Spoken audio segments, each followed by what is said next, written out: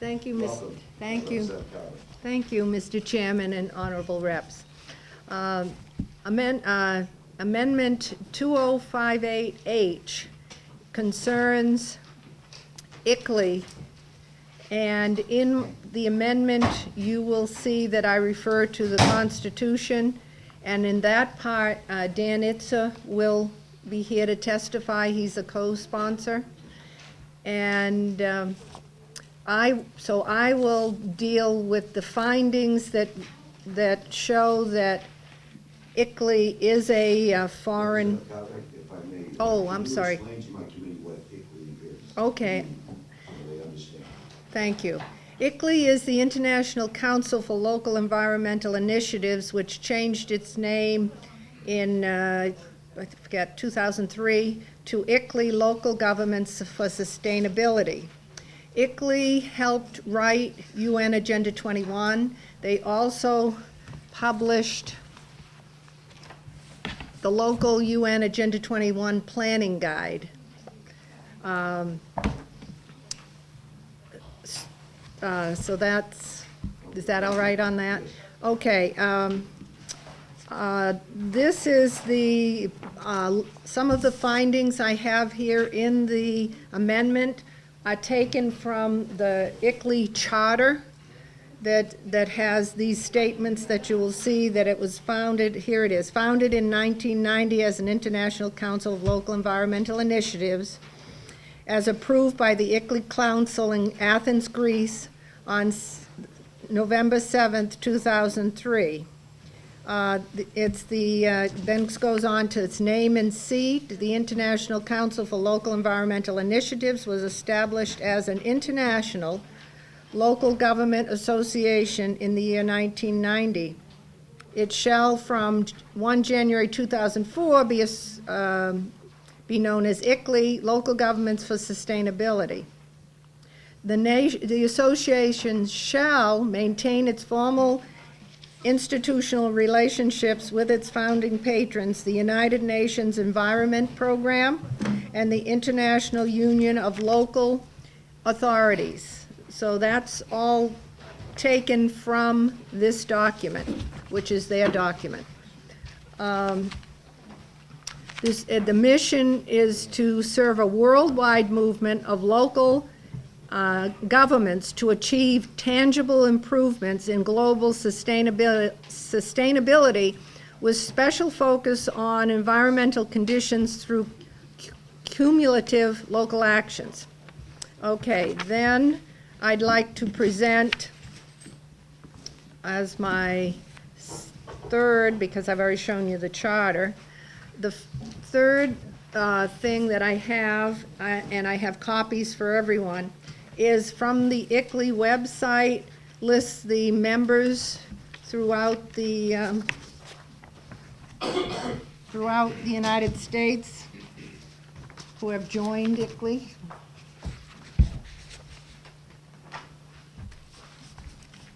Copies for everyone. And as you will see in that document, if you look to New Hampshire, it's on page 2. It shows that Keene, Nashua, Portsmouth, and Wolfboro are members of ICLEI. And I've heard there's another community, but I don't have the actual showing that, so I didn't include them. But another community that has since, yes, Hudson, which has since joined is what I've heard, but I don't have that.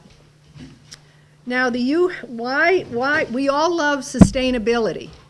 And as far as we understand, our dictionary definition of sustainable and sustainability means the ability to maintain, and we love to maintain our farms and our forests and all of that. But if you were to read the document on the UN Agenda 21, you would find that they define sustainable by defining unsustainable.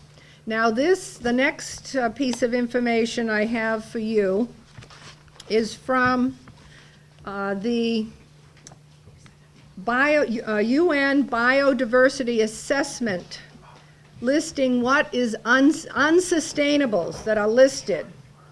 It was a report directed by the United Nations Environment Program, UNEP, and it calls for urgent action to reverse the effects of unsustainable human activities on global biodiversity, including but not limited to the following. Now, in their book, that assessment report, it doesn't list the things by single, short sentences, but I will give you an example of I'll give the page number and what that ends up listing as unsustainable. So a few examples are, let me pass this out first to you.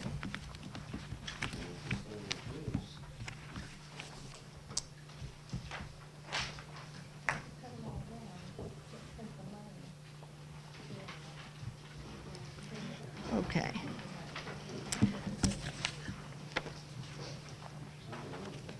So, as you see on this list, some of the things that if you were to read this report, some of the things that are listed, not by just words, but by long dissertations, are on page 337, ski runs, or 350, page 350, grazing of livestock, cows, sheep, goats, and horses. These are unsustainable.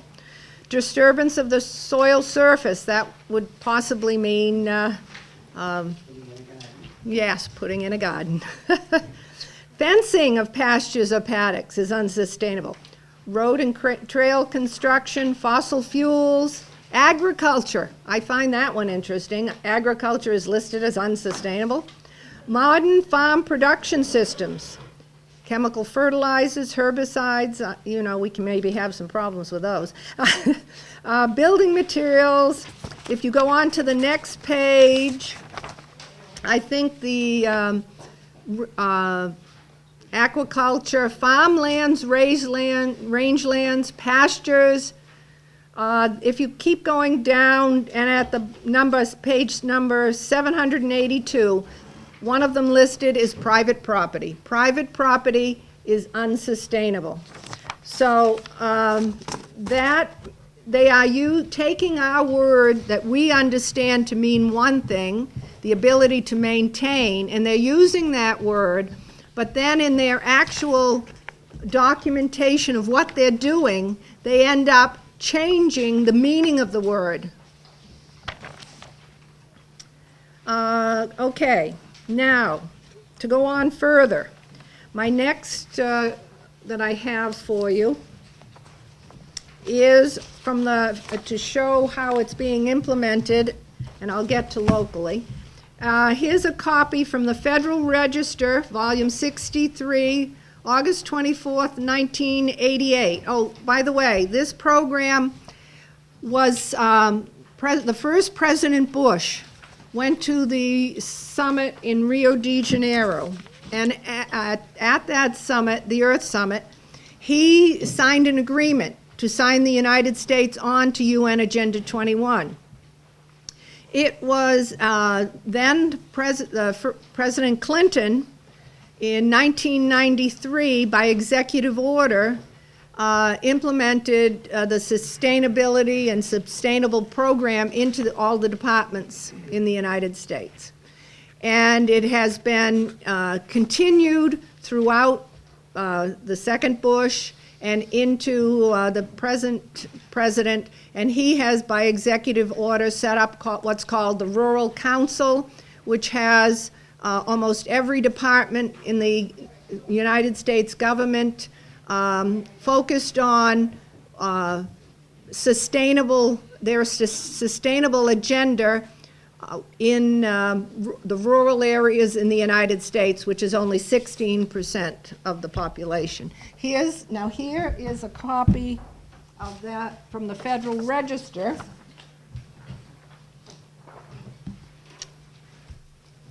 And if you look at the highlighted area, this is from the EPA.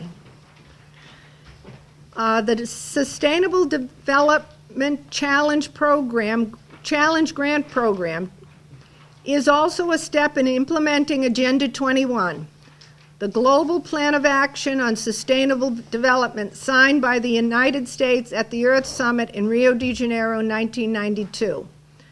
Then the next part, through the Sustainable Development Challenge Grant Program, EPA also intends to further the vision and goals of the President's Council on Sustainable Development created in 1993 by President Clinton. EPA is coordinating existing urban development programs within the agency and with other state and local agencies. That starts to tie it in within New Hampshire. Now, the next one I'm going to give you, these are short information pieces, but they're in a number of different. Here's another that I'll give out to you.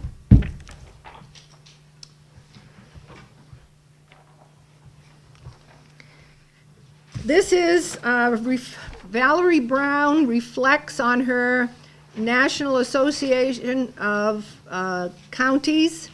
This appeared in the National Association of Counties County News. And it's her reflections on her presidency that she's now leaving. If you go down to where I've highlighted, what's next for Valerie Brown, I think you will find it very enlightening, since this goes into, a lot of our counties, if not all of them, are members of this organization. I am passionate about healthy communities, and as a board member of ICLEI USA, continue to advocate for energy efficiency and climate protection locally and globally. Making sure that healthcare reform is implemented with little cost to local government is another key focus of mine. So I think that helps to tie it into our local area. Now, the last thing I would like to present, and then I'll take any questions, is this, which is from the state of Arizona.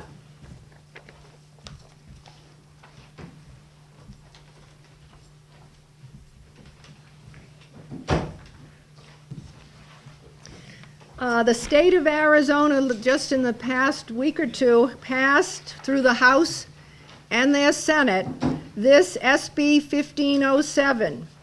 And I'd like to give them credit because if you read it, and I'll read it also, Rio Declaration on Environment and Development Prohibition Definition. The state of Arizona and all political subdivisions of this state shall not adopt or implement the creed, doctrine, principles, or any tenet of the United Nations Rio Declaration on Environment and Development and the Statement of Principles for Sustainable Development adopted at the United Nations Conference on Environment and Development held in Rio de Janeiro, Brazil in June 1992, or any other international law that contravenes the United States Constitution or the Constitution of Arizona. Since the United Nations has enlisted the support of numerous independent, non-governmental organizations to implement this agenda around the world, the state of Arizona and all political subdivisions are prohibited from implementing programs of, expending any sum of money for, being a member of, receiving funding from, contracting services from, or giving financial or other forms of aid to the International Council of Local Environmental Initiatives. Similar to my bill. So that's, I don't think I need to read anymore. So I give you that as evidence also. So my job was, I felt, to give the evidence, and then Representative Itza can talk on the issues. I do have one little thing I forgot to do. This map, you can go to takingliberty.us and you can see this map better. And I do have copies, but it's hard to read. They're not the best. This shows a map of what the plan for the United States for the land is. The red areas are no humans, well, they're core reserves and corridors, little to no human use. The orange are the buffer zones. The black dots are the smart growth human settlements. And then the green are agriculture, that kind of thing. So you can see, and if you could, if we had a better focus on New England and New Hampshire, you can see that we cover all of that. There's a red and all of everything in there. Representative Cowell, can we have a copy of that just for the readers report? Yes, you can have a copy of. You can pass it up to the thing, no, that's it. Okay. Thank you. I brought it in case you wanted a copy.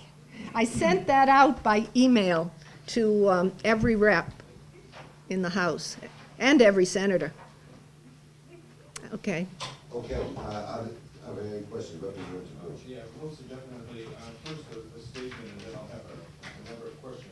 I mean, this is a very comprehensive, complex issue, which I feel should not be tacked on as a non-germane amendment to any legislation. It needs a legislation of its own that needs to be fully, investigated. That being said, doesn't the ECLI promote that you have to give up your individual property rights in order for it to be moved forward? No, ICLEI does not say that. It is being done through incrementalism. It is not being done like a hammer hitting you over the head. It's being done in incremental implementations of it. Towards the, if I remember, okay, that being said, if you look at page 4 of the document you just handed out at the bottom of the page, an individual who. I don't have it now. The United Nations Environmental Program stated that, for progress being made in implementing sustainable development, which we're talking about in number 21, in the United States, unalienable rights such as the right to property must be eroded, attacked, and struck down. Okay. I don't have the document in front of me now. I gave it. Okay, that is in the document. Also, furthermore, I mean, the implementation of ICLEI, and that's why I'm saying that it needs to be studied more out, and this is it's a non-germane, and I wish we had the time to debate fairly on this issue, and I'm not, trying to reprimand you, but I want to hear the other side as well. Advocates. Well, may I answer? We had a hearing in front of executive departments for my original bill. No one showed up in opposition. Okay, if I may, that being said, it's probably they didn't understand the issue at hand and the well, that doesn't happen, but if ICLEI were to be passed, what they're promoting is that staff McFackham in housing, traffic congestion, managed control over our lives, mismanagement of water supplies, prohibition of natural resource management, leading to increased fire hazard, and private property restriction. That is also in that document on page 9. I mean, I can go on and on, but I think the point I'm trying to make is this is a complex issue which needs to be, vetted very, very carefully. I'm not opposed to the fact of bringing it forward. I think we need the time to investigate this fully. I mean, I've got other quotes, but I don't want to, take up all of the committee's time at this point. I would rather have a separate bill where we're looking at it 100%, in a very pro and con approach. We actually vetted this pretty well in ED&A. We had hearings on it, and unfortunately it went to the Senate, and the Senate. No, it didn't go to the Oh, Senate. It went to the other. Other committee and, And it kind of got watered down, and I So the think second committee killed it? we didn't. the municipal and county Okay. killed it as an amended change study. I, just if I may, to add on what Representative Burge is saying, I understand what he's saying about maybe putting it on, or putting it off, and maybe hold hearings next year, but I'm gonna make it clear here, this is an issue here I want you to read, because I had our committee researcher, and did a great job. She gave you a package. Got to research it, because everything I've been reading, I think if we wait another year, that's more and more cities and towns are gonna get sucked into this here, so keep that in mind. Read some of the things that you have here, while we're listening to your testimony. One other thing I'd like to add that I hadn't said yet, that it's being, the communities, one way that they're being brought in is there's grant money. And they are, I have another document that I could show that there's grant money from the Reinvestment Act and things like that to bring them into the program, the carrot. Okay. Are there any other questions? Chairman, Representative Cartwright, you earlier presented a list of all the ICLEI global members divided by state into various communities. And I noticed New Hampshire, you have Keene, Nashua, Portsmouth, Wolfboro, and someone said Hudson. Someone told me yes, that possibly And Hudson. I'm wondering, do you know the process, was joining ICLEI a decision of the city councils in the cities, and in the case of the town, either a town meeting or the selectmen, do you know how these communities in New Hampshire joined ICLEI? Yes, the communities themselves decided to join, because honestly, it sounds wonderful. Our individual towns and cities are not out to subvert property rights or anything like that. They are just being shown, they're being told sustainable. They understand sustainable as we understand sustainable. So in those cases, they are thinking of it in their terms. They don't understand the underlying factors that I have presented today. Okay, thank you. Representative McCarthy? Thank you, Mr. Chair. I got a feeling that perhaps we're not seeing the forest because of the trees. We are talking about the merits of this program, when in fact, it doesn't make any difference. What we should be talking about is the constitutionality of being a part of this program. That is the Yes. entire Yes. gist. If I may, Representative McCarthy, that's something we can address in the executive session. Do you have a question? And I understand and agree with you. No, do you agree with me? I agree with you, sir. Thank you. Thank you, Mr. Chairman. Thank you, Representative. My question, in reading through the amendment, it's rather lengthy and wordy. Yes, it is. And I'm quite thrilled with Arizona's. May I ask what you felt you needed to address above and beyond Arizona's much more simple, straightforward thing? Well, I thought the amendment is more than my original bill, and my original bill only dealt with ICLEI because I had thought that dealing with it in just the ICLEI issue at this time might be easier for everyone, for me to present and everyone to understand. However, in my original bill, I didn't have all the findings, and I put the findings section in the amendment so that it's like a jury trial. You put your evidence in, and I felt that gave the evidence so people understood the bill better. But I do like Arizona's bill. Okay, thank you.